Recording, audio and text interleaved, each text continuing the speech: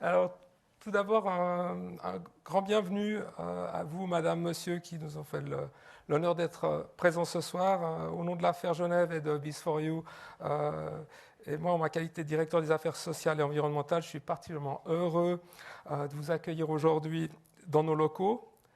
Le but, c'est de partager un moment d'information et d'échange sur des actions inspirantes et des témoignages d'entreprises qui s'engagent en matière de développement durable. L'affaire Genève s'implique et accompagne les entreprises dans tout un panel de services. Elle est également un lieu de rencontre, d'information et d'échange. Il y a quelques jours s'est tenue ici même une conférence sur l'énergie. Je vois certains participants qui étaient déjà à cette conférence sur l'énergie. Ce soir, nous parlerons développement durable. Le 29 novembre, donc la semaine prochaine, se tiendra un événement dont le thème sera recyclage et construction durable, une formule d'avenir. Alors que le 1er décembre, nous proposerons une conférence sur le thème du numérique responsable. Donc on voit que le thème est d'actualité en cette fin d'année. Il faut généralement un élément déclencheur pour toute action. Et la création du prix IDEA il y a 10 ans et le développement d'une activité primée à la suite de celui-ci est ce déclencheur qui nous réunit ce soir. Nicolas Marceau vous parlera avec passion de ses abeilles tout à l'heure. Il reviendra sans doute sur le parcours accompli depuis ces 10 ans. Nous sommes fiers de cette belle collaboration et d'héberger ces ruches depuis le début. Le soutien à des actions en faveur de l'environnement et de la biodiversité, telles que l'installation de ruches, est une des mesures que nous avons prises. Nous avons également à cœur de réduire notre empreinte énergétique en réalisant des travaux réguliers de rénovation de nos bâtiments, en prenant en compte l'évolution des matériaux ou des techniques. Nous avons également une production photovoltaïque sur nos toits depuis de nombreuses années. Plus récemment, nous avons abandonné les énergies fossiles pour la production de chaleur ou de froid grâce à notre raccordement à Genilac. Nous avons un plan de mobilité à l'affaire Genève et nous avons participé au développement du programme que le canton propose aux entreprises qui souhaiteraient obtenir un label d'écomobilité. Nous avons également collaboré avec le canton pour promouvoir les recrutements responsables et durables lorsque les entreprises engagent du personnel. Cela se traduit par la possibilité d'obtenir le label « 1+ pour tous », délivré lui aussi par le canton. Notre engagement pour un numérique responsable sera prochainement validé par une certification dont les démarches d'attribution sont déjà bien avancées. Comme je l'ai mentionné en introduction, une conférence sur ce thème aura justement lieu ici le 1er décembre prochain. L'affaire Genève s'engage également pour favoriser la montée en compétence de chacun sur le vaste sujet qu'est la RSE. Depuis cet automne, elle a ajouté à son offre de formation une sensibilisation au développement durable et à la responsabilité sociale d'entreprise. Cette formation à distance s'adresse à tous les collaborateurs des entreprises genevoises. Celle-ci est proposée au moyen d'une plateforme, chacun se connecte et peut suivre ses modules à son rythme et en fonction de son agenda. Enfin, nous réunirons prochainement des acteurs impliqués professionnellement dans la durabilité, aussi bien des personnes responsables de la RSE au sein de leur entreprise que des personnes qui peuvent proposer leurs expertises. Le but de cette première rencontre sera de juger de la motivation de créer une communauté d'intérêt et d'explorer les chemins que pourrait prendre celui-ci. Une association, un groupement, quelle que soit la forme que ça prenne.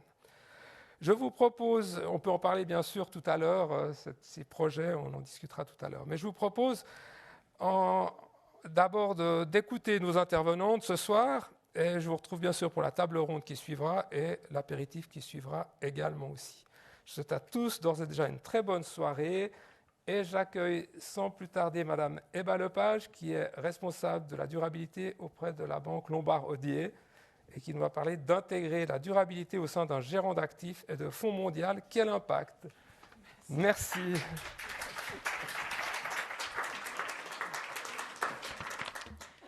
Merci. Bonsoir, je suis ravie d'être ici pour parler du développement durable chez Lombard-Odier et notre impact. Lombard-Odier est un gérant d'actifs mondial, fondé à Genève en 1796 et maintenant présent international en 21 pays. Et c'est un groupe privé indépendant de 7 associés qui gèrent activement toutes les activités du groupe. Et aujourd'hui, nous sommes 2600 employés. Le concept d'entreprise familiale et de l'entrepreneuriat, c'est un aspect très important pour nous dans l'approche de chez Lombard-Odier pour le développement durable. En tant que gestionnaire d'actifs, nous avons un impact significatif en raison des choix que nous faisons dans notre... Ah, pardon, j'ai commencé avec l'enthousiasme, j'ai oublié la photo de notre bureau, pardon. Nous nous concentrons sur le développement durable depuis 1997, lorsque nous avons développé une méthodologie de ESG. Alors, on a commencé assez tôt. Depuis lors, notre conviction dans le développement durable n'a fait que croître et aujourd'hui, nous considérons le défi de durabilité comme la transformation économique la plus importante de l'histoire et la plus grande opportunité d'investissement, important pour nous, de l'histoire moderne. Nous avons donc un impact à travers les investissements que nous réalisons et aussi à travers de nos propres initiatives et nos actions en temps d'entreprise. D'abord, qu'est-ce que ça veut dire la durabilité? C'est important de voir que la thématique est différente pour chaque personne. Pour quelques personnes, c'est vraiment l'environnement. Pour d'autres, ça peut être les droits de l'homme ou même l'éducation. Chez Lombardier, la durabilité ou la soutenabilité, qu'on dit souvent, c'est le concept d'être une entreprise responsable qui prend en considération les impacts de nos actions sur tous nos parties prenantes, c'est nos employés, nos clients, la communauté locale, etc. C'est aussi important de se rendre compte que le concept de la durabilité, c'est en plein développement pour tous, qu'il s'agit de nos vies de tous les jours ou pour les entreprises. J'ai mentionné avant que nous sommes une banque, une entreprise familiale depuis plusieurs générations. Alors pour nous, nous visons vraiment à prendre les bonnes décisions dans tout ce qu'on fait pour que les futures générations de collaborateurs et de clients puissent continuer à bâtir sur ce que nous, on a déjà commencé. Le développement durable de l'entreprise, c'est donc quand on fait attention à trois choses. On vise à avoir un impact positif sur nos employés et toutes nos parties prenantes. On fait attention à protéger l'environnement et la biodiversité. Et aussi, le développement durable, c'est quand on fait en sorte qu'une entreprise soit performante économiquement. Il existe de nombreuses approches différentes en matière d'investissement. Chez Lombardier, nous pensons que le cadre économique mondial n'est plus adapté pour organiser l'activité économique autour de 8 milliards de personnes. Nous extrayons environ 90 milliards de tonnes de matières premières chaque année pour produire des biens.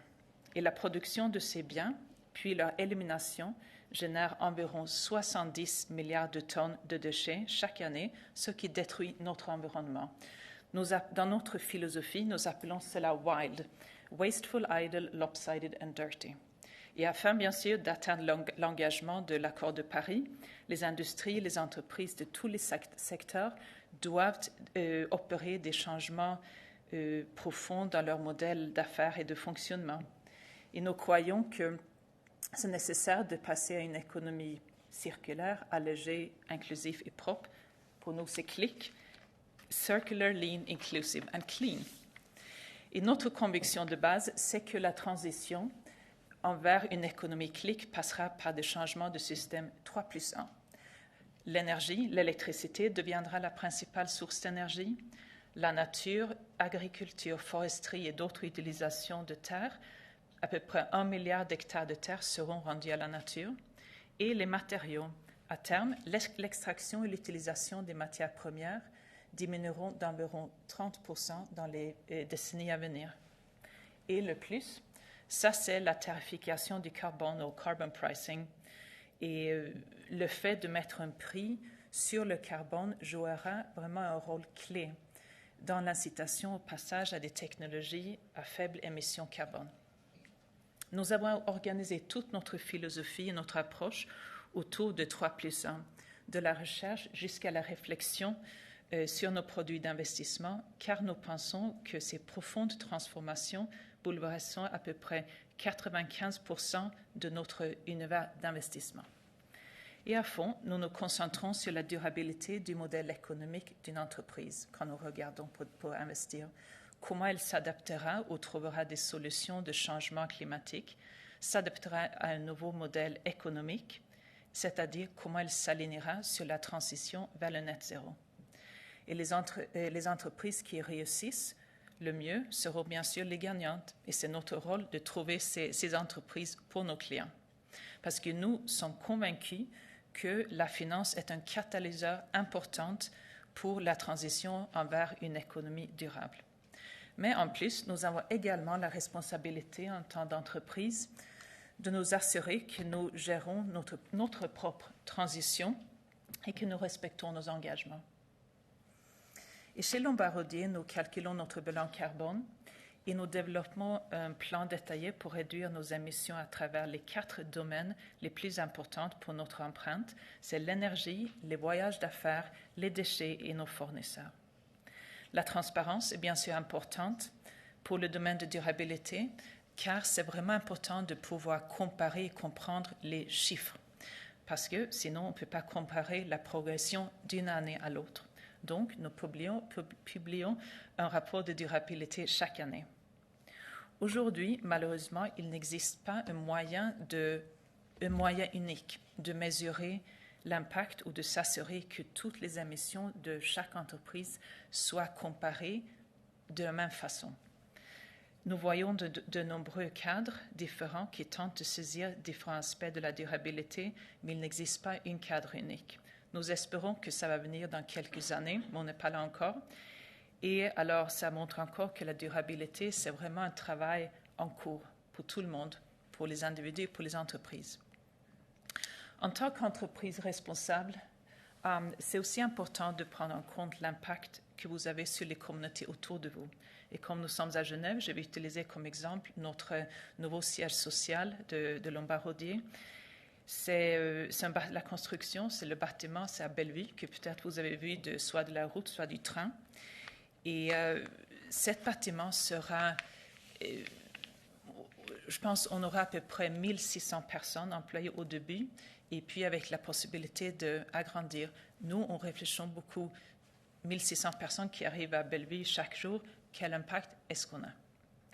Nous visons que notre siège incarne les plus élevés, les normes les plus élevées en termes de matière de développement durable, et nous utilisons 3 labels de construction durable pour nous aider. C'est SNBS, Minergie et BREEAM. Par exemple, nous aurons des panneaux solaires sur le toit avec un toit vert ou toit végétalisé en dessous. Nous récupérons les eaux pluviales dans un container de 200 mètres cubes dans le sous-sol pour utiliser dans les opérations du bâtiment. Malheureusement, on ne peut pas utiliser plus que ça parce qu'il pleut moins à Genève qu'autrefois. La qualité d'air dans un bâtiment et surtout dans un bâtiment pour un bureau, c'est primordial. Après la ventilation, ce sont les matériaux utilisés qui décident la qualité d'air que les collaborateurs respirent. Et nos labels, nos certifications exigent des matériaux qui donnent préférence aux composants naturels. Ça, c'est ce qui est vraiment important pour nous. Nous promouvons aussi la transparence et la communication et toutes les 2 semaines, on met des nouvelles photos du chantier sur notre site web pour que tout le monde puisse voir comment le chantier progresse. Nous promouvons la mobilité douce et aussi on aura une salle de fitness. Et la biodiversité est importante pour nous. Nous planterons un nombre important d'arbres. On aura des hôtels d'insectes et bien sûr déjà l'année passée, nous avons installé nos ruches d'abeilles. Lombardier est certifié B Corp. Et ça, c'est un cadre qui mesure comment une entreprise est responsable dans toutes ses activités, de produits jusqu'à comment on se comporte envers les employés. Cela s'ajoute à notre feuille de route en matière de développement durable, car la certification couvre vraiment l'ensemble de notre chaîne de fournisseurs, l'impact sur l'environnement, nos produits, notre bilan carbone, nos employés, etc. C'est juste quelques-uns de nos initiatives et en matière de développement durable. Et j'espère que cela donne une idée de l'étendue, de la complexité surtout, et de l'importance de la durabilité et son impact. Et pour finir, j'utiliserai 2 images de la dernière campagne publicitaire de Lombardier pour finir. Cette image a pour but de montrer l'importance de rester calme et stable en tant que gérant de fortune en temps tumultueux. Mais je trouve qu'on peut aussi la considérer comme une métaphore pour la durabilité. Lorsque la vision n'est pas claire, quand c'est difficile, il n'y a pas de moyen parfait de mesurer notre impact et nos émissions. Il faut juste continuer et ne pas abandonner l'accent qu'on met sur la durabilité. Car si nous persistons, bien sûr, l'impact positif de toutes nos actions, toutes nos initiatives, de toutes les entreprises et les individus en matière de développement durable sera parfaitement clair. Et je vous remercie.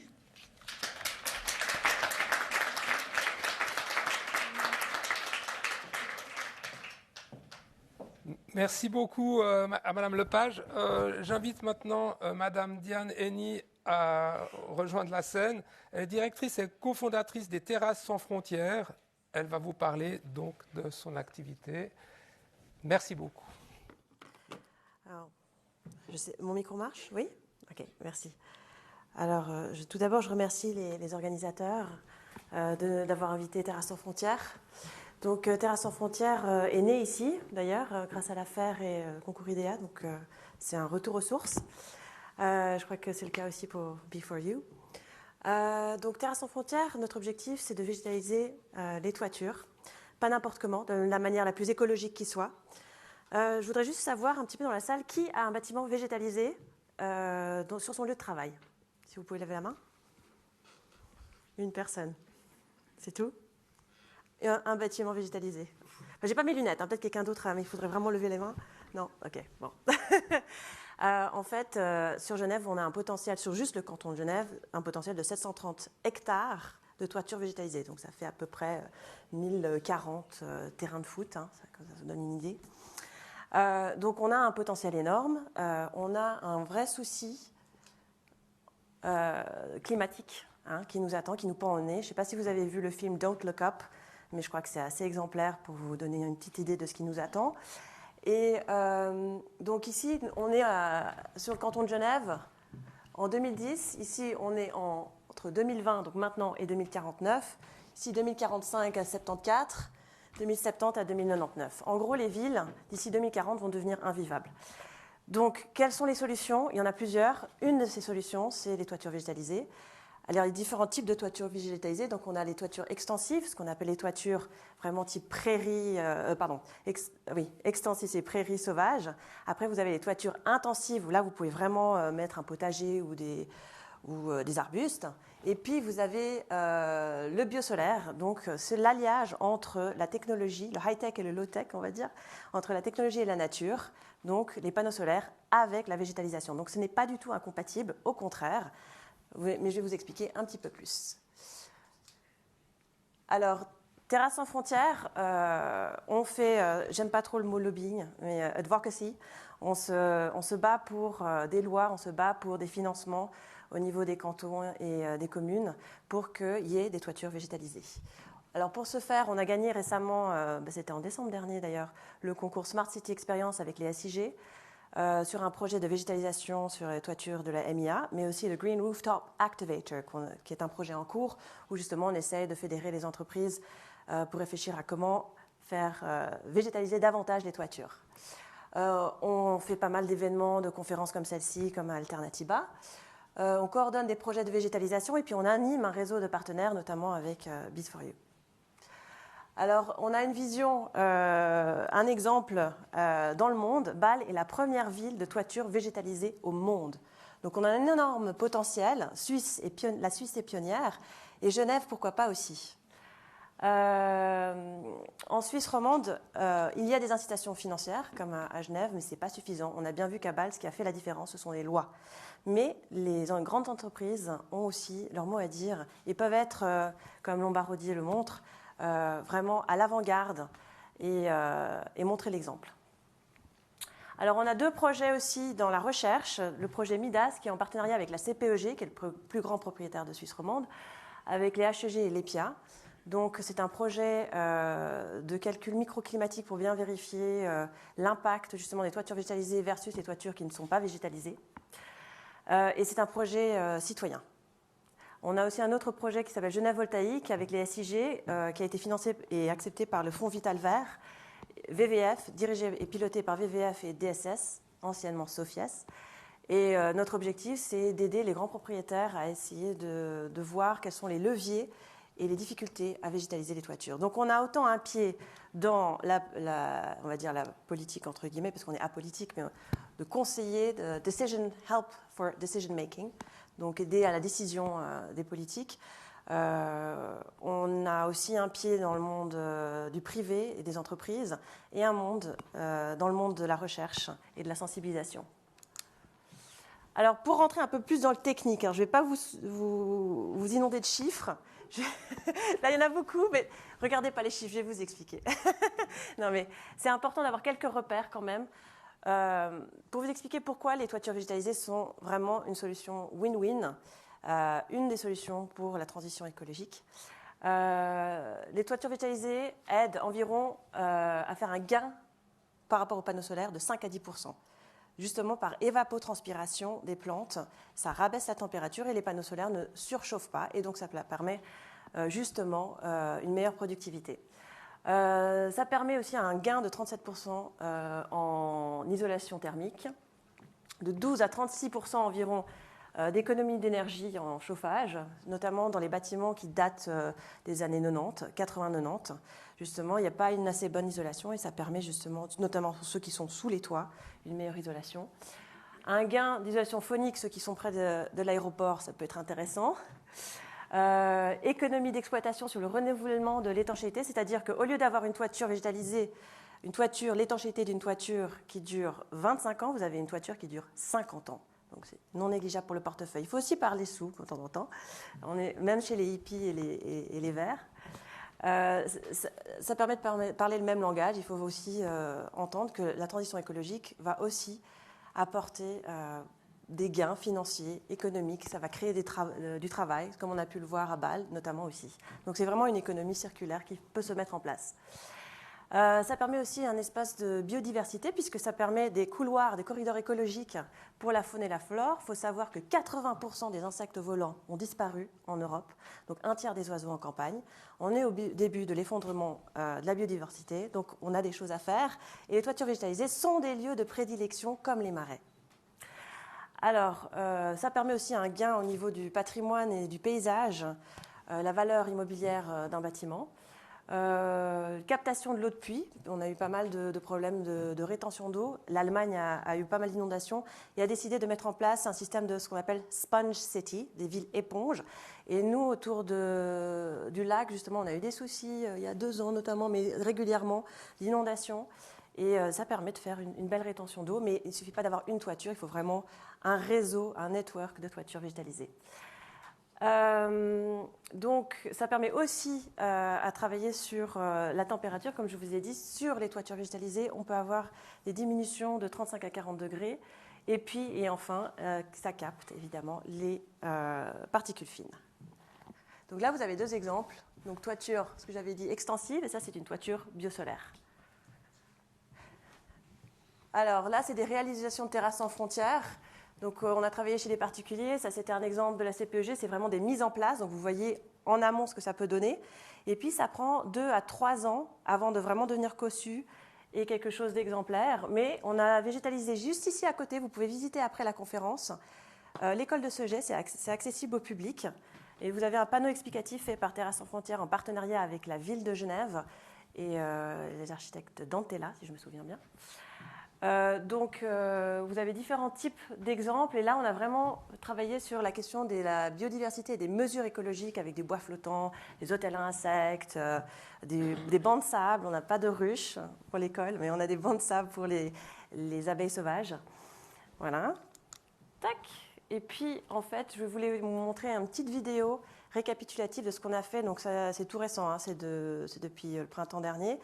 Donc ce partenariat qu'on a fait avec l'école de Ceget, c'est un partenariat sur 3 ans, où justement, non seulement on a travaillé sur la structure, mais aussi on a formé les professeurs et on crée des ateliers avec les enfants pour faire un programme qui s'appelle Nature à l'école. Mais on travaille aussi avec les professionnels, on a formé les architectes de la CPEG, de la ville de Genève, voilà, on a travaillé avec d'autres banques que Lombardier, mais pourquoi pas. Et donc on forme autant les professionnels que le public et le privé. Alors, je ne sais pas comment la vidéo... J'appuie sur Next ? Ok, attention. J'espère qu'elles sont.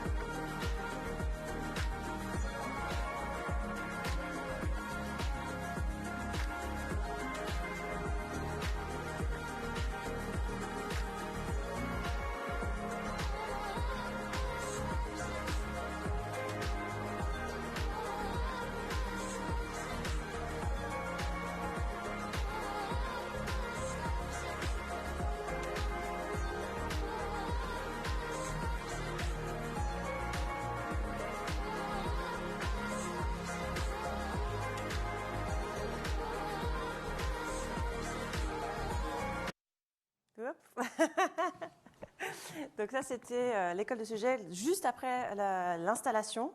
Maintenant, vous allez voir, c'est à 5 mètres, 100 mètres d'ici. C'est sur le quai de Ceget. Vous allez voir que c'est très vert. Et c'était plus du tout comme ceci, mais c'est un exemple en soi de végétalisation extensive verte et de potager qu'on peut mettre sur les toitures et sur les terrasses. À ce jour, je crois qu'on a entre 7 et 10% de toitures végétalisées sur le canton de Genève. Et on a un énorme potentiel, comme je vous l'ai dit, 730 hectares. Donc, il faut qu'on avance là-dessus. Alors, Terrasses sans frontières, on travaille sur différentes choses sur les toitures végétalisées, que ce soit la coordination et le conseil qualité. Donc, on travaille avec les salariés, les usagers, les élèves, les maîtres d'ouvrage, les architectes, les étancheurs, les ingénieurs solaires, les architectes, paysagistes, et l'OCN et la TUR, parce que vous avez droit à des aides maintenant financières. On s'est beaucoup battu pour. On n'était pas les seuls. Le canton a bougé en ce sens. Et donc maintenant, vous avez droit à des aides financières. Donc on accompagne les projets de A à Z, que ce soit le cahier des charges jusqu'au chantier, jusqu'à la communication clé en main de la toiture végétalisée, avec tout le support communication. Voilà. Donc on est très fiers. Ça fait 5 ans. Nous, on n'est pas aussi vieux que Bees4U. On a 5 ans, mais on est en croissance exponentielle, même malgré le Covid. Et puis on n'arrête pas de grandir. On est une équipe de professionnels engagés. Voilà. Merci pour votre attention.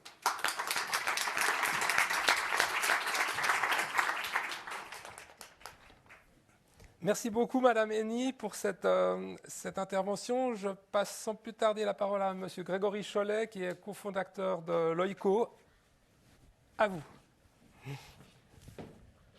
Bonsoir à toutes, bonsoir à tous. Je ne vais pas pouvoir me balader devant vous parce que je n'ai pas de micro portatif. Je crois qu'on trouver un moyen de me cadrer. Mais ça ne va pas être facile de passer après des fleurs pour se plonger dans l'administratif puisque c'est notre métier chez l'OICO. Mais justement, c'est peut-être là que c'est intéressant. C'est qu'indépendamment de notre secteur d'activité, finalement, on peut participer à l'effort collectif et avoir un impact. Bref, je ne vais pas m'attarder trop longtemps sur qui on est. Comment que ça arrive ? Ah, voilà. Les métiers, juste par curiosité, ça permet de faire un petit sondage. Levez la main ceux qui connaissent l'OICO, pour voir. Quand même, pas mal. Très bien, merci. Voilà, les métiers de l'OICO, concrètement, c'est les métiers administratifs. D'accord, donc grosso modo, on gère l'ensemble des activités administratives liées aux entreprises, donc vraiment on s'adresse au B2B. Concrètement, ce qui ennuie la plupart des entreprises, autant vous dire qu'il y a un gros marché. Et puis voilà, on est spécialisé sur ces différents aspects, assurance, ressources humaines, comptabilité, risk management, et puis on a une agence de communication en parallèle. Bref, on a bientôt 10 ans, on va fêter nos 10 ans l'année prochaine, et puis voilà, on est un peu plus de 120 collaborateurs, donc un gros développement. On a commencé à 4 dans un jardin, une belle aventure. Et puis peut-être ce qui est important, c'est dès le début de Loico, on s'est dit qu'on allait constituer une entreprise sur des bases saines qui nous ressemblent, et on a travaillé sur nos valeurs. Donc toutes les décisions qui ont été prises chez Loico depuis la fondation sont basées sur un spectre de décisions qui est celui de nos valeurs. C'est-à-dire qu'on s'est dit que tout ce qu'on ferait, on le ferait en lien avec nos valeurs ou on ne le ferait pas. Et ça, c'était extrêmement important, et c'est quelque chose qu'on a défendu depuis le début. Et ces valeurs, on essaye de les transmettre et de les faire vivre. Et je crois que on m'a posé la question dernièrement de quoi est-ce qu'on était le plus fier peut-être chez Loico, et je pense que c'est de réussir à maintenir cette culture et ces valeurs malgré le fait qu'on ait fortement grandi. Bref, ce dont je voulais vous parler aujourd'hui, c'est cette question ces différences entre durabilité et responsabilité. Dès le début, on a insufflé, je dirais, cette envie de participer à notre environnement. Et là, j'insiste sur le fait que notre environnement, c'est pas que l'environnement biologique. C'est vraiment selon les 3 piliers du développement durable. Donc vraiment le pilier social, le pilier environnemental et le pilier économique, pardon. Et c'était important parce qu'on est une société de services. Concrètement, difficile d'avoir un véritable impact sur l'aspect environnemental au-delà du numérique. D'ailleurs, on travaille avec l'Institut du numérique responsable. Je crois qu'il y a un événement qui aura lieu le 1er décembre ici.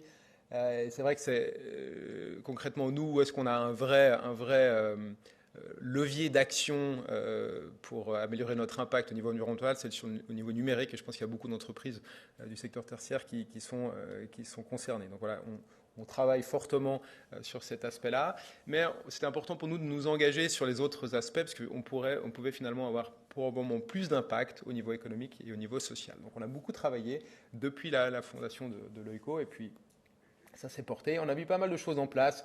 Je ne vais pas forcément m'attarder, mais on a fait notamment un bilan carbone. Tout le monde parle de faire un bilan carbone. Je vous invite à faire un bilan carbone pour vous rendre compte à quel point c'est difficile et à quel point les résultats que vous avez, ils sont franchement discutables.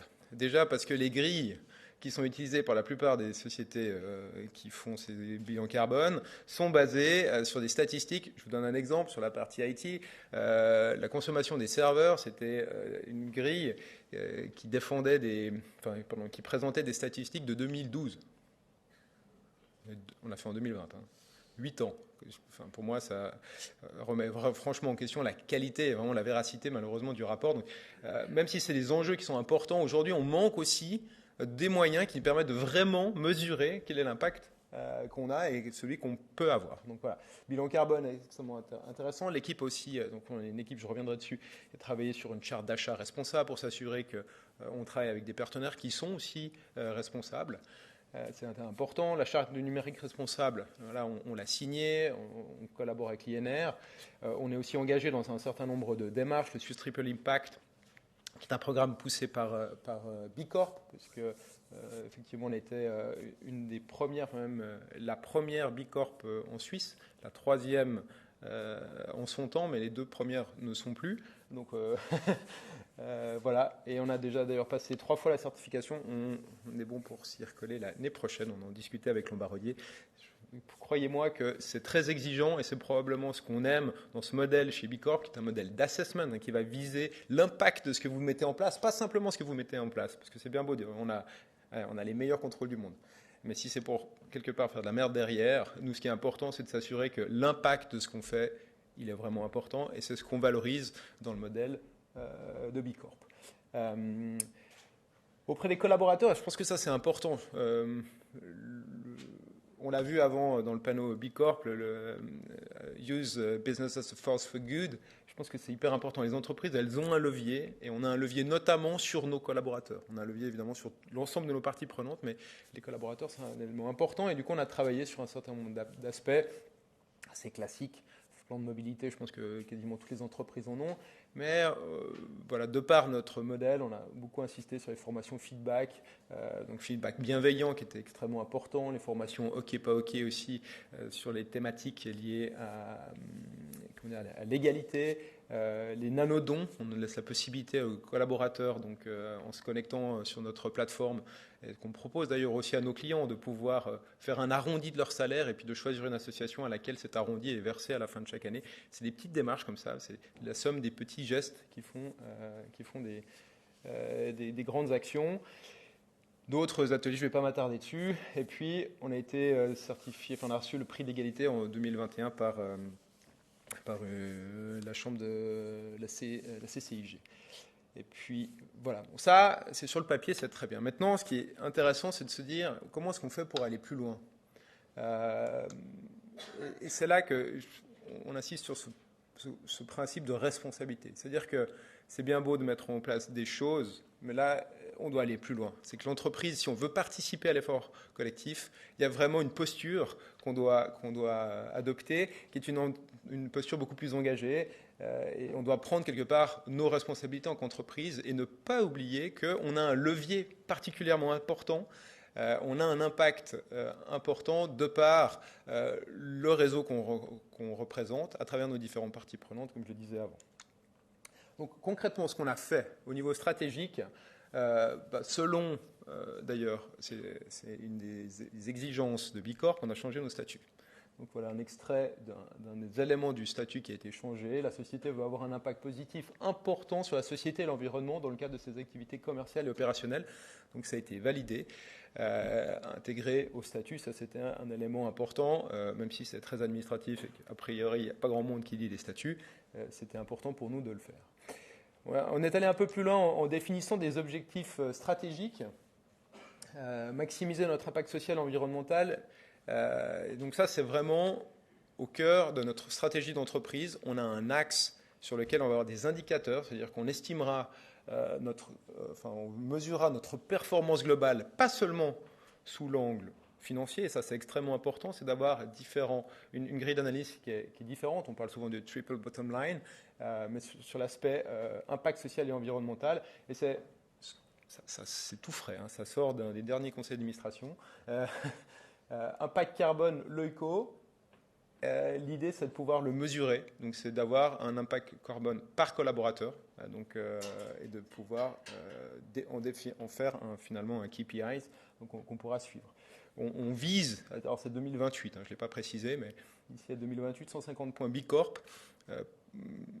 En gros, c'est très important compte tenu du fait que notre cœur d'activité est fondamentalement pas une activité à impact. C'est-à-dire que si votre activité, c'est de faire, je sais pas, de l'aide humanitaire ou peut-être de travailler même dans la réduction des déchets, par nature, vous allez avoir des points élevés. Compte tenu du fait que concrètement, on gère de l'administratif, vous pouvez imaginer qu'on n'a pas un impact énorme. Donc, c'est ambitieux de passer 150 points.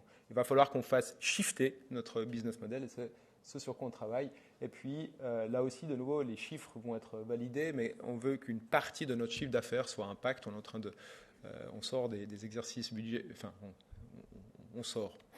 On est dans les exercices budgétaires et on définira quelle est la part de notre chiffre d'affaires qu'on souhaite être à impact. Au niveau organisationnel, et là c'était beaucoup plus important comme démarche, parce qu'on l'oublie souvent, mais la gouvernance, c'est un axe du développement durable qui est extrêmement important.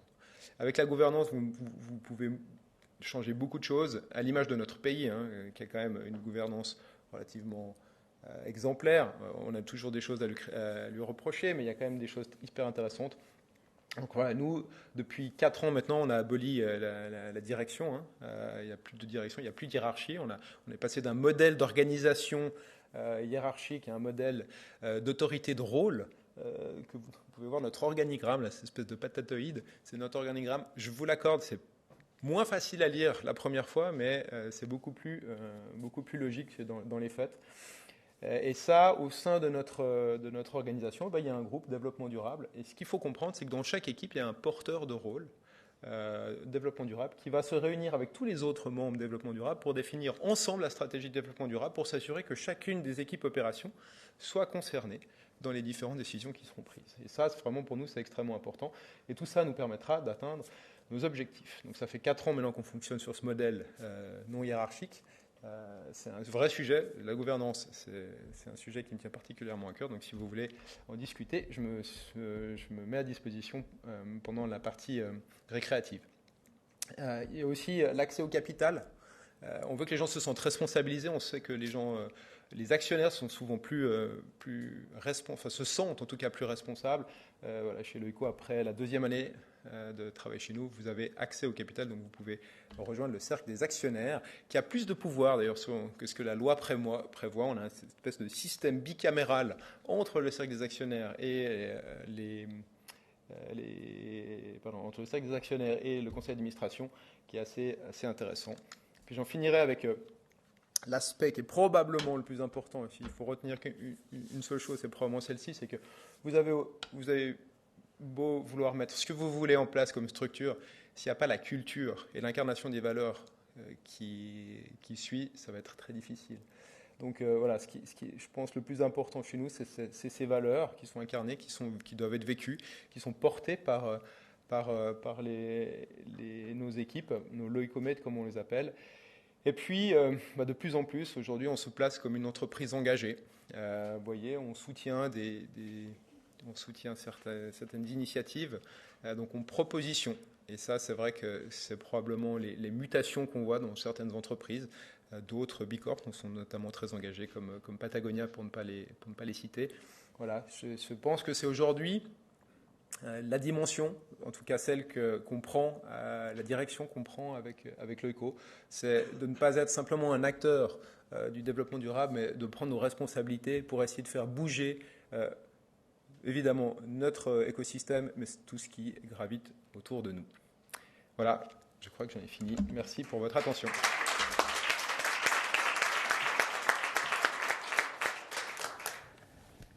Merci beaucoup, Monsieur Chollet. J'appelle la personne à cause de qui ou grâce à qui nous sommes là ce soir. Nicolas Marceau, je lui laisse la parole. Merci Nicolas.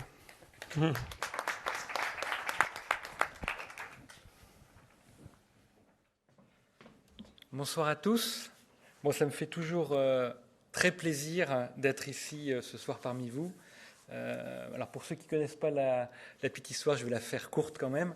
Mais ici même, alors peut-être pas forcément jour pour jour, mais il y a 10 ans, j'entrais la première fois dans cet auditorium pour la remise du prix IDEA, qui est un prix donc idée de développement durable, où vous droppez juste l'idée et puis après donc un comité de sélection, vous êtes sélectionné puis vous êtes coaché. J'ai mon ex-coach de Génilem qui est là dans la salle. Et donc Biz4U a reçu donc le prix IDEA il y a 10 ans. Et puis donc aujourd'hui, on souhaitait revenir aux sources et puis fêter donc nos 10 ans ici à la FER Genève. Alors moi, je vais pas vous parler que d'abeilles. Je vais essayer, puisqu'on voulait faire une conférence donc, sur le développement durable, que vous ayez des exemples, on va dire, avec des entreprises concrètes sur Genève. Moi, je vais essayer de vous parler un petit peu de tout ce que je connais, on va dire, sur la partie environnement, parce que c'est plus je dirais pas mon dada, mais en tout cas, ce qui m'intéresse. Et puis, essayer de vous donner quelques idées pour ceux qui commencent à cheminer, de savoir par où commencer.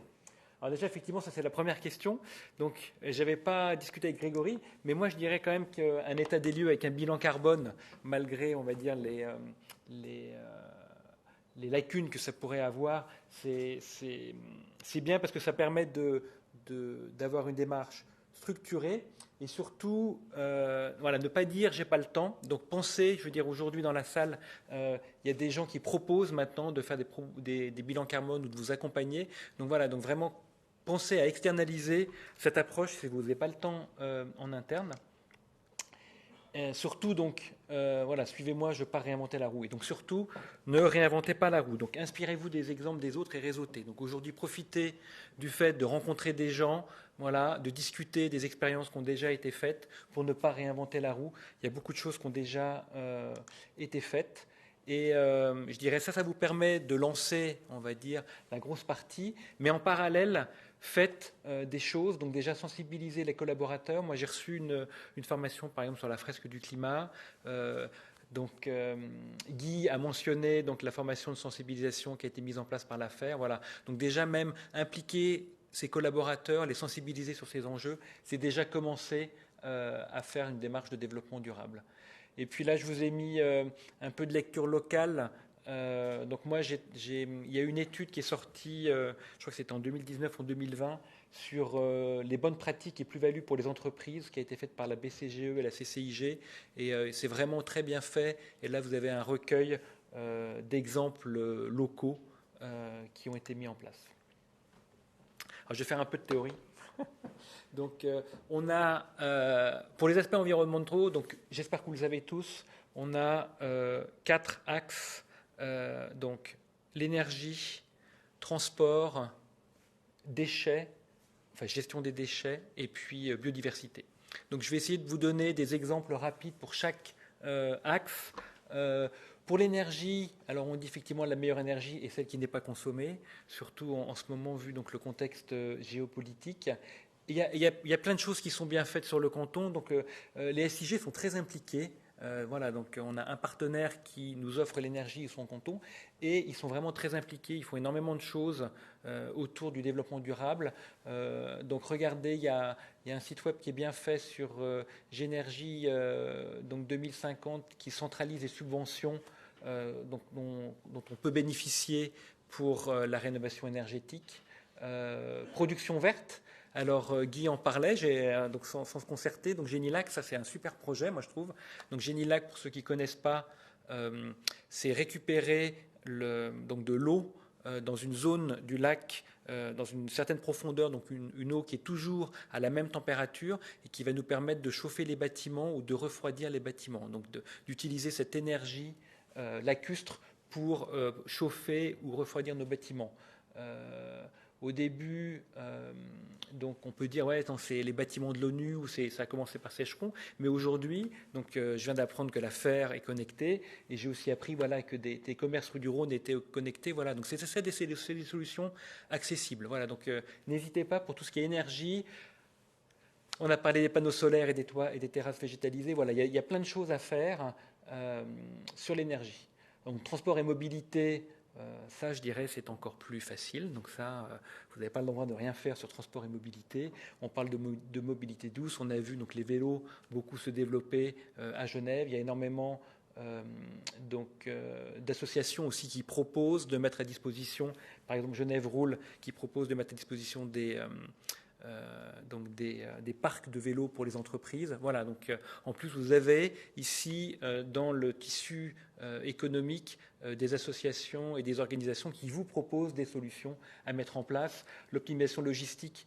Alors là, je ne rentre pas dans le métier. Si évidemment vous achetez, voilà, si vous êtes une grosse industrie chimique et vous achetez, je ne donnerai pas de nom, et que vous avez besoin de grosses logistiques, c'est sûr que vous n'allez pas vous faire livrer par la vélo postale, mais je dirais, voilà, si vous êtes un petit cabinet d'architecte ou un cabinet d'avocats, voilà, utilisez la vélo postale pour livrer des documents au sein de Genève. Voilà, nous, on va étudier, donc avec Baptiste, je ne sais pas s'il est là, donc de notre logistique, voilà, des solutions pour livrer nos clients. Aujourd'hui, on livre nos clients avec la voiture, c'est un petit peu dommage.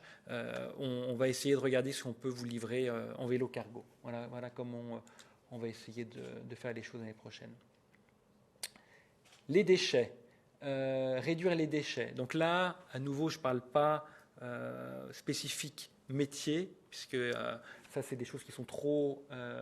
on va dire spécifique, mais effectivement, c'est sur votre métier qu'il faut adresser les déchets. Mais comme disait Grégory, là, pour les entreprises qui fournissent des services administratifs, on va générer ce qu'on appelle des déchets de bureau. Là, on peut facilement simplifier les choses. Donc, plus de bouteilles en plastique. Bravo. Je vous montrerai un peu ce qu'il y a derrière. Et puis, fontaine à eau. eau du robinet, donc les SIG ont fait beaucoup de pubs sur l'eau de Genève en fait. Donc ça c'est aussi intéressant. Ils ont montré que l'eau de Genève était bonne pour la santé. Donc profitons-en. Utilisons l'eau du robinet pour s'hydrater. On voit aussi beaucoup le développement des consignes. Donc pour les plats à l'emporter, des contenants qui sont consignés ou des gobelets qui sont consignés pour les manifestations pour essayer de réduire donc les déchets qu'on fait lors des manifestations. Et évidemment, le dernier axe, on va dire, sur la partie environnement, c'est favoriser la biodiversité, donc avec les toitures végétalisées et puis l'installation de ruches. Là, j'ai pris un exemple, YAG Immobilier, à Mérin. Je ne sais pas si vous connaissez le site de The Hive, donc, qui est un très beau site où ils ont rénové les bâtiments avec à la fois pour une forte efficacité énergétique, mais aussi ils ont pensé autour des bâtiments à tout ce qui est végétalisation, biodiversité. Donc ils ont installé une prairie fleurie, ils ont installé une zone humide avec un étang et ils ont installé des ruches. Voilà, donc c'est aussi un endroit qui est très agréable, je dirais, pour travailler. C'est ce que disait Diane. Voilà, ça emmène aussi du bonheur. Compenser en dernier recours. Voilà, donc ça je vous l'ai dit. Certaines de vos activités vont générer donc du carbone et vous pouvez aussi choisir de les compenser. Mais là, je passerai un message, faites-le en dernier recours. Donc il est vraiment important de se dire, bah non, je ne vais pas aller acheter des arbres au Guatemala et puis dire, j'ai fait mon job, c'est bon. Donc on est tous conscients qu'il faut d'abord travailler sur ces activités et qu'au dernier recours, on peut effectivement compenser nos émissions de gaz à effet de serre. Donc attention au greenwashing là-dessus et puis soyez honnête dans votre communication. Là aussi, je donne des exemples. Bien choisir ses projets de compensation CO2. Donc, il y a My Climate Foundation, qui est, je crois, une émanuation de l'EPFZ, et le WWF, qui donne aussi un choix de sélection de projets de compensation CO2. Là, je prends l'exemple d'Infomaniac. Donc, je pense que tout le monde connaît Infomaniac, donc un prestataire de services informatiques. Qui a effectivement donc des salles de serveurs donc qui émettent donc du CO2 puisque les serveurs doivent tourner et doivent être refroidis. Donc ils ont besoin de compenser leurs émissions de CO2 et eux ils ont choisi un projet donc dans le Jura, donc un projet local de compensation avec un projet de forêt dans le Jura. Et puis aussi en termes de communication, moi j'aime bien, ils disent nous polluons même si nous compensons à 200% l'intégralité de nos émissions de CO2. Voilà, donc ils sont vraiment clairs sur leur stratégie de communication. Je vous invite à aller regarder leur site web, c'est aussi très bien fait sur leur communication. En plus évidemment de Loico et puis de Lombard. Se mettre en mouvement dès maintenant. Donc, voilà, je vous ai fait un petit peu un listing. Donc, il faut avoir une démarche structurée et puis avoir une démarche de long terme. Mais indépendamment de ça, je pense que c'est important d'engager des actions simples qui se voient et qui montrent votre engagement et qui font du bien et qui sont positives. Voilà, des actions qui sont simples à mettre en place et qu'on peut faire rapidement. Et puis surtout, former et engager les équipes. Alors ça aussi, j'ai un exemple très important. Ah oui, ça c'est. Donc ça, l'exemple de projet simple à mettre en place rapidement, c'est un projet Bis4You à la faire. Donc vous voyez donc ici un projet donc qui a été installé il y a 10 ans maintenant, où on a donc les différentes activités qu'on fait une fois qu'on a installé donc des ruches. 10 ans d'impact positif Bis4You. Voilà, donc je le disais, on est parti de zéro avec le prix IDEA 2012. Aujourd'hui, on a environ 150 colonies d'abeilles en milieu urbain donc, qui ont été installées, donc un milieu qui leur est favorable. On a une équipe de passionnés, donc on a Vassia et Boris qui sont donc deux apiculteurs, Séverine, que certains d'entre vous connaissent, donc qui s'occupe de tous les aspects commerciaux, Baptiste qui s'occupe de la logistique, Karine qui s'occupe donc de la communication et des réseaux sociaux, et puis moi-même. Donc on va à la sortie pendant le cocktail, il y a des dégustations de ruches, non, dégustations de miel, pardon. Dégustations de miel donc, qui sont prévues. Donc, n'hésitez pas à venir sur les stands de dégustation de miel. Il y a un petit quiz. Donc, pour ceux qui aiment jouer et qui répondent bien au quiz, vous pourrez repartir avec un petit cadeau, avec un petit pot de miel. On a aussi un stand selfie, donc si vous voulez venir vous habiller en apiculteur et puis vous prendre en photo, là il faut venir auprès de Karine et puis pareil, si vous jouez le jeu, vous aurez le droit à un petit pot de miel. Voilà, donc on vous a préparé quelques activités pendant ce cocktail. On essaye aussi d'avoir un impact positif sur nos achats, donc depuis 4 ans maintenant, les ruches qu'on achète et qu'on installe chez des clients sont des ruches qui sont fabriquées par l'Armée du Salut à partir donc, de chutes de bois du canton. Donc ça, on trouve que c'est un très beau projet. On a aussi donc, nos pots qui sont sérigraphiés, donc on encourage nos clients à donc, recycler les pots, donc comme la consigne, on va dire. Donc, on livre nos pots, les pots sont distribués et l'année suivante, nos clients donc, nous redonnent nos pots donc, sérigraphiés qu'on peut relaver et réutiliser. Et puis donc en 2022, là pour vous donner un peu de chiffres, on a mis donc plus de 15 000 on a fait plus de 15 000 pots donc pour nos différents clients. Est-ce qu'il y a encore une surprise? Oui, il y a encore une surprise. Et donc l'année prochaine, c'est bio. Voilà, donc l'année prochaine, Bees4You sera certifié bio. Voilà, merci pour votre attention.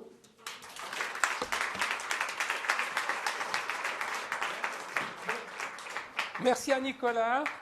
Tu peux rester sur place. Je reste sur place. Voilà, j'invite les intervenants à me rejoindre et à rejoindre Nicolas sur scène. On va peut-être déplacer un petit peu les... je ne sais pas si vous voulez vous asseoir ou rester debout, c'est égal. Si jamais on a des sièges, des micros, voilà. Et puis, peut-être encore un. Tiens.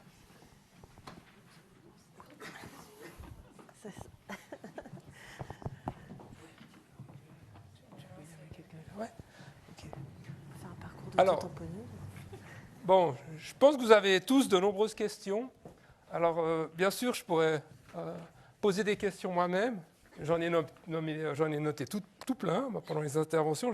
Évidemment, comme on n'a pas beaucoup de temps, puis qu'on a quand même 4 personnes qui peuvent répondre à vos questions, moi, je vous propose tout de suite de passer aux questions du public, parce que vous avez la chance d'avoir des gens qui sont là pour vous répondre. Et voilà, alors, c'est toujours la première question qui est la plus difficile, mais à qui est-ce qu'on peut... Qui veut poser la première question? Allô. Voilà, allô. Monsieur. Bonsoir, merci beaucoup pour l'ensemble de ces interventions. J'ai une question pour Bees4You. Pourriez-vous décrire l'impact des abeilles en milieu donc citadin? En quoi, qu'est-ce qu'elles apportent? Comment elles arrivent à survivre, j'allais dire? Voilà. Vous m'entendez? Oui. Oui, si c'est bon, le micro marche. Merci pour votre question. Donc c'est plutôt en fait l'inverse aujourd'hui, c'est-à-dire que c'est le milieu urbain qui offre aux abeilles. Et puis, je pense que Diane le dira aussi pour les insectes sauvages, qui offrent un havre, on va dire, de nourriture saine et diversifiée. Donc, par rapport à la campagne, on va dire, intensive et avec des pesticides, on retrouve des conditions meilleures en ville. Beaucoup d'études montrent d'ailleurs même que on trouve une grande diversité d'abeilles et d'abeilles sauvages en ville. Donc on a, et les toitures végétalisées aussi permettent de redonner, on va dire, de l'habitat à ces insectes. Et après, une fois qu'on installe une ruche, il faut savoir que donc pour faire 1 kilo de miel à peu près, c'est l'équivalent de 8 millions de fleurs pollinisées. Donc si on dit qu'on fait entre une quinzaine et une vingtaine de kilos par ruche, ça vous donne la quantité aussi de fleurs, le service de pollinisation rendu par les abeilles en ville. Tu veux commenter sur les insectes en ville ou pas? Je te force là. Au pied levé. Oui. Alors, par rapport aux insectes, ce qu'on peut faire, c'est les hôtels à insectes sur les toitures et on peut mettre des mesures écologiques. Donc, l'OCN a mis ça en ligne. Vous avez des guides et des fiches sur ce type d'installation. Mais Terrasses sans frontières peut tout à fait accompagner dans ce genre de réflexion. Sachant que c'est aussi important les matériaux qu'on utilise pour les insectes. Parfois, on croit bien faire et puis on utilise des matériaux qui sont pas forcément les meilleurs. Par exemple, des bois traités avec des produits qui sont pas sains. Donc, Terrasses sans frontières, ça j'avais oublié de le mentionner, mais on a une réflexion au niveau de l'impact CO2 et puis des produits qu'on utilise et du recycling, upcycling, c'est-à-dire qu'on essaie de recycler dès qu'on peut, mais toujours avec des produits qui vont favoriser la biodiversité. Voilà.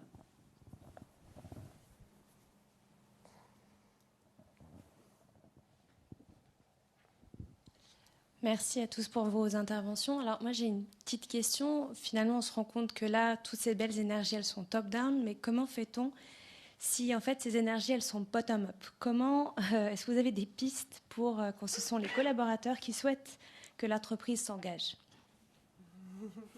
C'est pour toi ça, Grégory, hein? Je crois que chez nous, la majorité des projets aujourd'hui, ils sont poussés par les collaborateurs. C'est eux qui font le choix en fonction de la stratégie. On a une coordinatrice, mais donc je rappelle juste le modèle chez nous, c'est que les gens sont engagés pour leurs compétences métiers opérationnelles, et puis dans le cadre de leur travail, ils peuvent s'engager sur un certain nombre de rôles, donc porter des rôles qu'on appelle des rôles support. Et parmi ces rôles support, il y a l'équipe développement durable.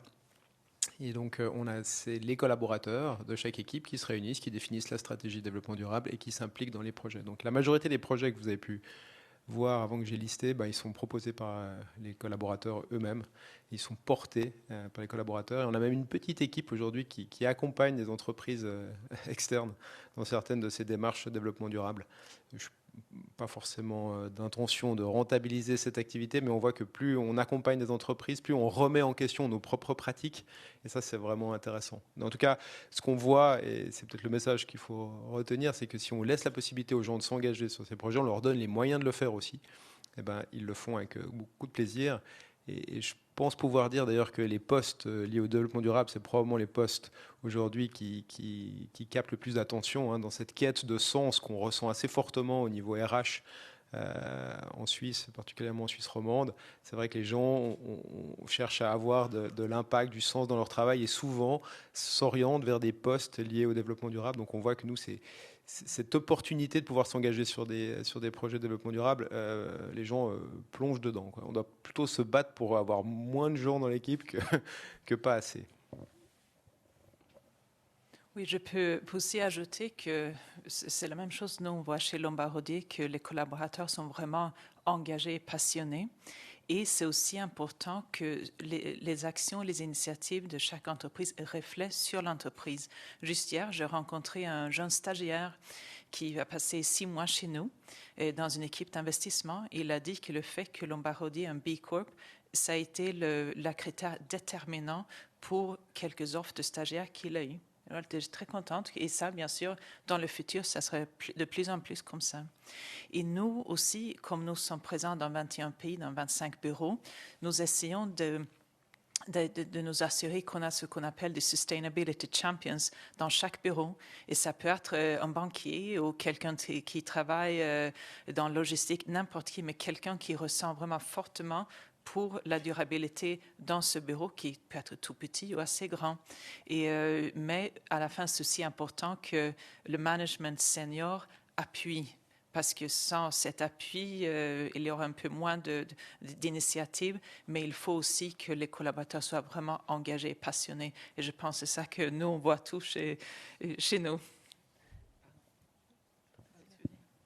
Je voulais juste dire que par rapport à la transition énergétique, je crois que c'est Marc Muller qui disait que pour tout ce qui est panneaux solaires en tout cas et biosolaires, il nous manque 100 000 personnes sur le terrain en emploi. On n'a pas de personnes formées pour ça. Et au niveau de la Suisse et tous les métiers de développement durable cumulés, on serait dans les 300 000 fourchettes, on va dire, conservatrices.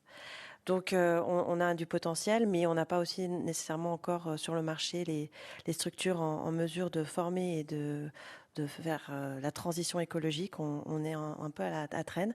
Et pour que ça bouge, c'est vrai que j'ai jamais vu aucune entreprise réussir la transition et ce changement RSE sans un top-down très, très engagé et volontariste, comme ici présent. Donc c'est vrai qu'il va falloir se battre.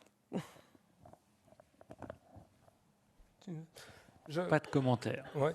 Peut-être je pourrais rajouter comment faire aussi pour que les initiatives qui viennent des collaborateurs puissent être entendues. Je crois que chose toute bête, ça reste un bon chemin, c'est les boîtes à idées, quelles que soient les formes qu'elles prennent, parce que ça permet une certaine discrétion, ça permet de proposer des projets qui sont des fois un peu bousculants, sans obligatoirement être identifié comme étant à l'origine de ce projet, parce que bien sûr une boîte à idées, on peut signer son idée, mais on peut aussi mettre une idée comme ça. À l'affaire, on a souvent des collaborateurs qui nous proposent des idées. Pas plus tard qu'aujourd'hui, on a mis en place une idée. Alors évidemment, on l'avait aussi dans le pipeline, mais la livraison de légumes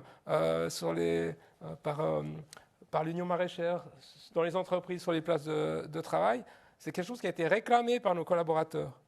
Et on avait ça dans la liste des choses qu'on pouvait faire, mais ce n'était pas une priorité. Et le fait que des collaborateurs aient demandé qu'on mette ça en place, première livraison aujourd'hui, 25 personnes qui avaient commandé des légumes. Ça a duré, ça n'a pas duré, mais en tout cas, je crois que le fait qu'il y ait des initiatives qui viennent des collaborateurs, ça donne aussi à la direction des entreprises matière à réflexion ou bien à orienter l'action.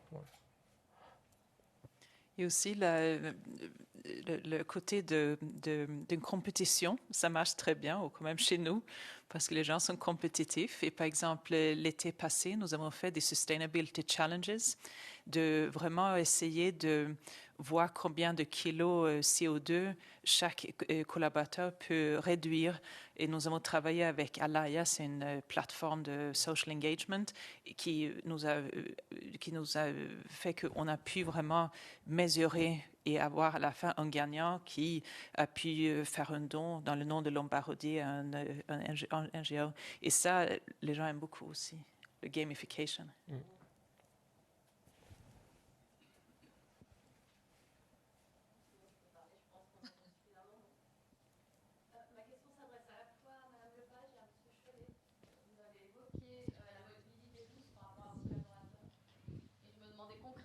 Quelle forme cela prenait pour favoriser la mobilité douce dans les établissements respectifs?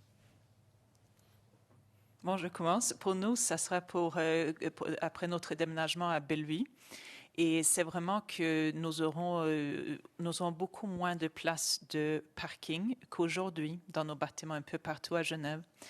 Et on aura à peu près 350 places de vélos électriques. On aura aussi des bancs de chargement et un atelier pour les vélos, pour que nos collaborateurs qui viennent en vélo puissent changer un pneu, une roue, ou vraiment pouvoir vivre avec.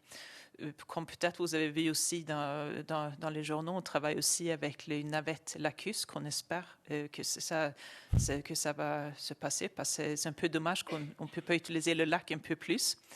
Et aussi, c'est aussi un travail d'essayer d'inspirer les gens de changer. Et nous pensons qu'un déménagement de bureau, c'est le moment de changer. Moi, par exemple, je vais à pied chaque jour au bureau. Je ne peux pas aller à Bellevue, alors je pense que moi, que je n'ai jamais utilisé un vélo électrique, c'est ça que je veux faire. C'est vraiment le moment de changement. Chez nous, en termes de mobilité, déjà, on va favoriser le télétravail, parce que autant qu'il n'y ait pas de mobilité. En tout cas, pas dans le sens qu'on l'entend. Il faut savoir qu'on avait déjà mis en place, dès la création de l'OICO, le télétravail. Donc, ce n'est pas une résultante du Covid. C'était dans nos bonnes pratiques depuis le début. Ensuite, déjà, quand on a mis en place le plan de mobilité douce, on a aboli le financement des places de parking. De ça, et c'est clairement un bénéfice qu'on enlève. Autant vous dire qu'en général, il y a une réaction assez forte, puisque ça fait partie de ces acquis. Et, finalement, ça a été très bien reçu, première chose. Et puis, on a aussi fait attention pas à favoriser, mais en tout cas à encourager ceux qui avaient déjà la mobilité, qui utilisaient déjà la mobilité douce, donc les gens qui se déplacent à pied ou à vélo. Et donc, typiquement, moi qui me déplace toujours à vélo, aujourd'hui, l'ensemble des entretiens de mon vélo est pris en charge par l'entreprise, parce que finalement, il n'y a pas de raison que la personne qui prenne le bus, on lui finance ce déplacement, ce qui est le cas, mais qu'on ne finance pas les personnes qui se déplacent à vélo. Donc, voilà, ce sont des petits exemples concrets, mais finalement, il faut faire attention de garder la logique dans nos décisions et d'avoir quelque chose qui est cohérent. Et ça, je pense que c'était un point d'intention de l'équipe qui a travaillé sur le projet de mobilité douce.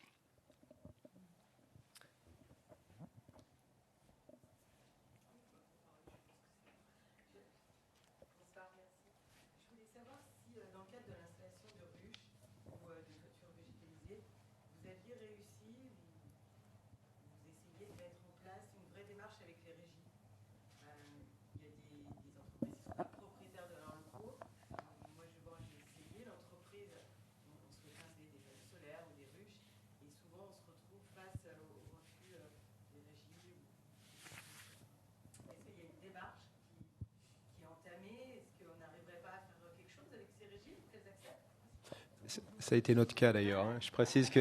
Tu veux commencer? Non, c'est... Ouais.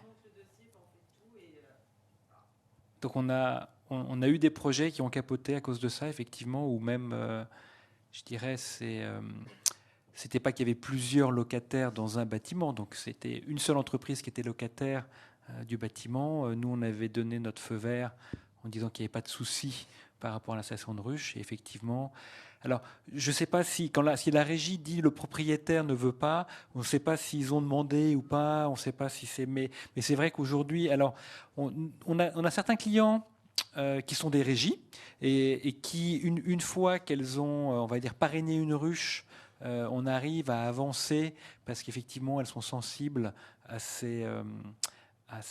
cette démarche-là, mais d'autres où effectivement c'est extrêmement difficile d'avancer. Alors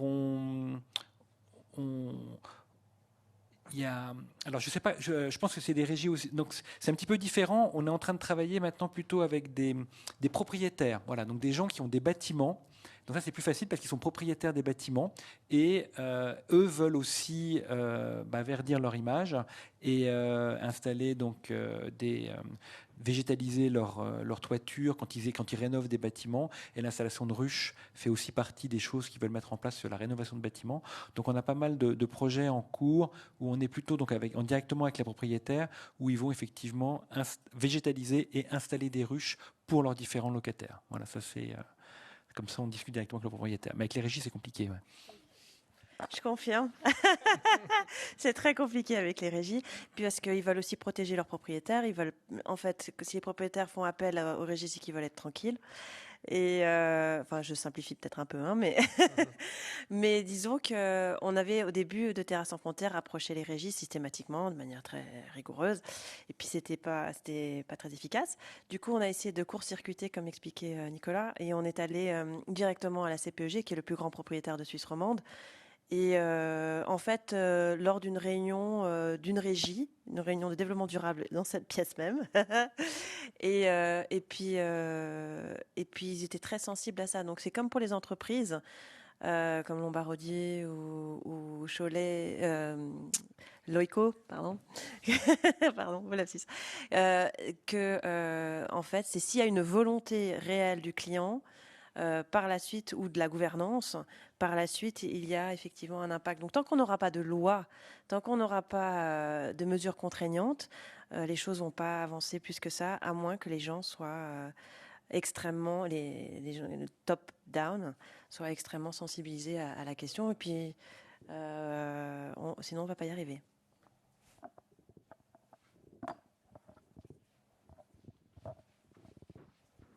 Bonjour. Vous nous avez parlé d'un système de management qui était passé d'un management hiérarchique à un management par responsabilité de rôle. Comment ça s'est fait, en combien de temps et comment vous avez été accompagné là-dessus? C'est un projet qui a pris un peu de temps. Je vous la fais très courte, mais après je fais volontiers la vraie, enfin l'histoire, pas la vraie histoire, mais la version longue. Voilà, c'est ça que je devrais vous dire.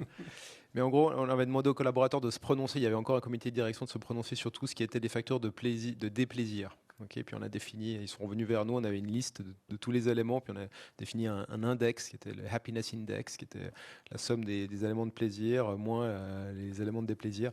Puis on s'est retrouvé au comité de direction en disant bon, mais c'est pas à nous de travailler là-dessus parce qu'on prendra pas les bonnes décisions.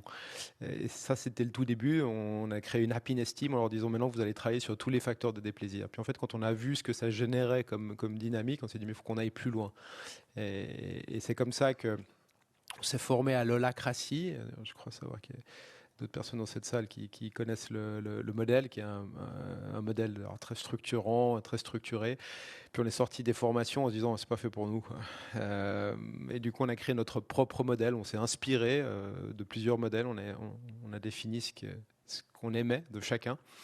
Et puis on l'a développé d'abord au sein du comité de direction. Ensuite, on a invité d'autres personnes, des leaders, qui seraient des futurs coordinateurs leaders. Parce que la particularité chez nous, contrairement à l'holacratie, c'est qu'on a gardé une fonction de leadership. C'est simplement qu'on lui donne plus l'ensemble des autorités qu'on a dans une structure classique. C'est-à-dire qu'on peut être leader, mais c'est pas nous qui décidons de qui on engage ou de décider du budget. Bref, et ça, ce processus, donc itératif avec différents cycles, donc d'abord en interne, après des collaborateurs clés, ensuite étendu. On a même fait un événement RH, on a invité des RH en disant venez challenger notre modèle. Et puis ensuite on l'a lancé, on a suivi les bons principes du livre sur les pingouins, vous connaissez peut-être, qui est un livre qui fait référence sur le change management, en créant le sentiment d'urgence et en fêtant finalement le changement. Le changement, on l'a mené sur un peu moins d'une année. Ça fait 4 ans maintenant et on ne s'est pas fait accompagner. Je sais pas, une bonne question. Si c'était à faire, est-ce qu'on se referait accompagner? J'aurais tendance à dire que oui. D'ailleurs maintenant nous, que je disais avant, on accompagne les entreprises dans le changement de leur gouvernance aussi parce qu'on a l'impression que plus on voit de modèles, plus on peut améliorer le nôtre.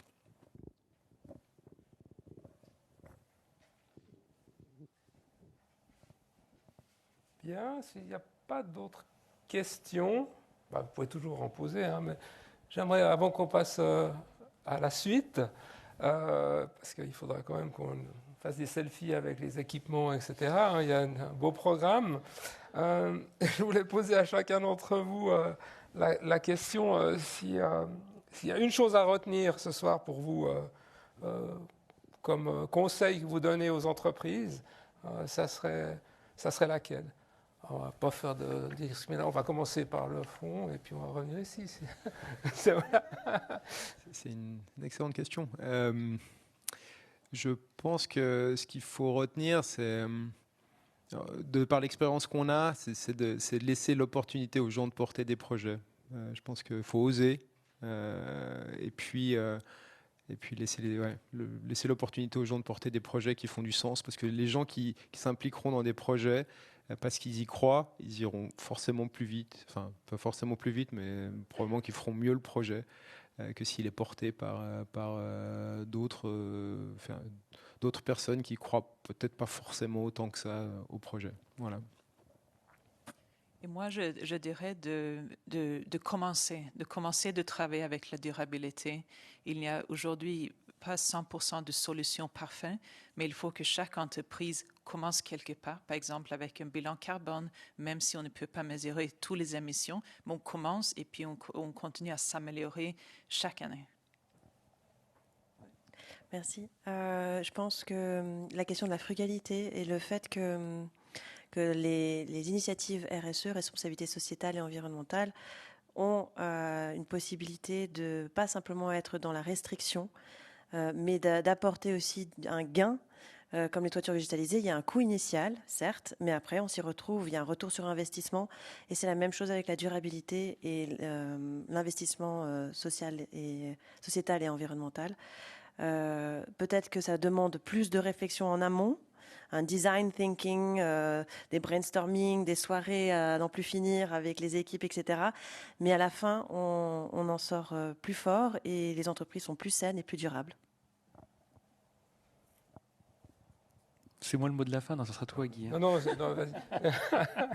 Non, moi je pense que c'est important effectivement d'utiliser cette énergie positive qu'ont nos collaborateurs, donc de les engager.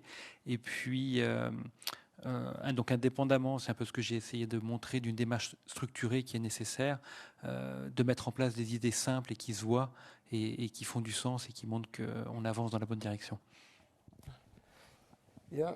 Alors, moi, je vous propose de remercier les intervenants et puis vous remercier d'être venus parce qu'effectivement, si je peux juste conclure par rapport à la fédération et puis passer plus loin, j'ai évoqué quelques actions qu'on mène pour les entreprises.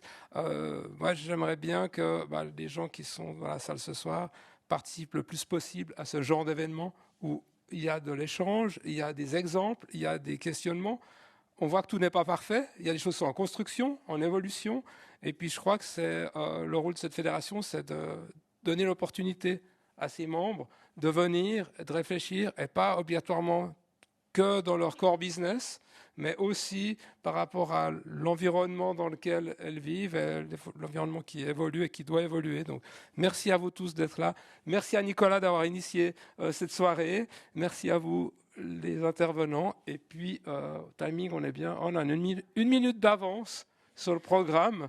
Voilà, donc on pourra manger plus de miel. Voilà. Merci à tous. Bonne soirée.